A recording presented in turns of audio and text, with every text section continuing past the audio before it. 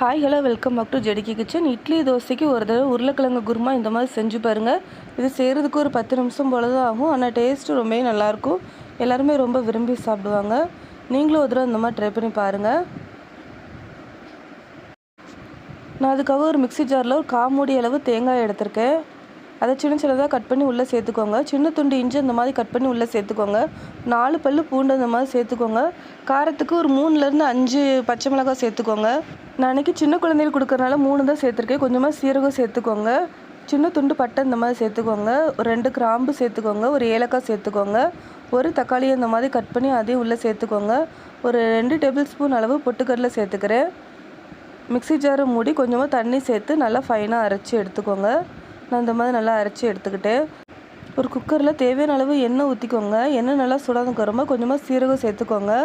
ஒரு medium size பல்லாரி அந்த மாதிரி கட் பண்ணி வச்சுருக்கேன், அதையும் உள்ளே சேர்த்துக்கோங்க. கொஞ்சமாக கருவேப்பிலை சேர்த்துக்கோங்க. வெங்காயம் கொஞ்சம் வதங்கினதுக்கப்புறமா 2 மீடியம் சைஸ் உருளைக்கிழங்கு இந்த மாதிரி கட் பண்ணி வச்சுருக்கேன், அதையும் உள்ளே சேர்த்து உருளைக்கிழங்கு 2 நிமிஷம் அந்த எண்ணெயிலே கொஞ்சம் நல்லா வதக்கி விட்டுக்கோங்க. வதங்கினதுக்கப்புறமா தேவையான அளவு உப்பு சேர்த்துக்கலாம். நம்ம உருளைக்கிழங்கு மட்டும் சேர்த்துருக்கனால உப்பு ரொம்ப தேவைப்படாது, அதனால் கம்மியாக சேர்த்துக்கோங்க. கொஞ்சமாக மஞ்சத்தூள் சேர்த்துக்கோங்க. நல்லா மிக்ஸ் பண்ணி விட்டுருங்க. இனிமேல் நம்ம அரைச்சி வச்சுருக்க தக்காளி தேங்காய் பேஸ்ட்டு உள்ளே சேர்த்துக்கோங்க. நல்லா மிக்ஸ் பண்ணி விட்டுக்கோங்க. ஒரு 2 நிமிஷம் நல்லா மிக்ஸ் பண்ணதுக்கப்புறமா தேவையான அளவு தண்ணி சேர்த்துக்கோங்க.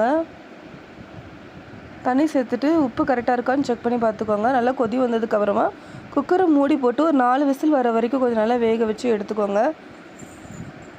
4 விசில் ப்ரெஷர் நல்லா ரிலீஸ் ஆனதுக்கப்புறமா நம்ம ஓப்பன் பண்ணிக்கலாம். இப்போ நம்மளுக்கு ரொம்பவே சூப்பரான உருளைக்கிழங்கு குருமா கிடச்சிட்டு.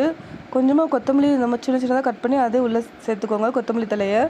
இட்லி தோசை கூட அந்த குருமா வச்சு சாப்பிட்றப்போ ரொம்பவே சூப்பராக இருக்கும். நீங்களும் ஒரு தடவை ட்ரை பண்ணி பாருங்கள். ட்ரை பண்ணி பார்த்துட்டு உங்கள்கிட்ட ஃபீட்பேக்கை மறக்காமல் ஷேர் பண்ணுங்கள். தேங்க்யூ.